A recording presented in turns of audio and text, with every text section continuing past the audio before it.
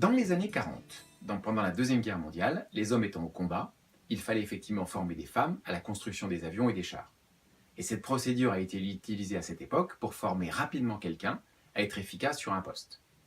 Donc, en quoi ça vous intéresse en tant que manager aujourd'hui? Ça vous permet d'intégrer rapidement un collaborateur nouvel arrivé, ou nouvel entrant, ou nouvel embauché, ou de corriger un collaborateur qui fonctionne mais qui n'est pas en compétence forte ou en compétence moyenne. Donc on pourrait dire que dès que vous avez une compétence faible, ce système, vous pourriez l'utiliser. Donc comment créer une procédure efficace avec cette méthode? La première des choses à faire, vous faites la tâche vous-même, vous la réalisez ou vous la faites faire. Et pendant que vous la faites, vous notez simplement, étape par étape, chaque chose, chaque élément qui rentre dans la composition du résultat. Et pour chacun de ces éléments-là, vous notez le temps que vous mettez à le faire.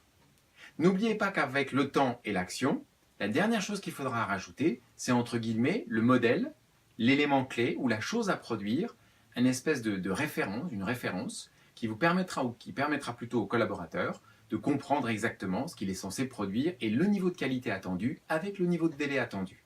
Et ces procédures-là, vous verrez, c'est très facile à former quelqu'un avec ça.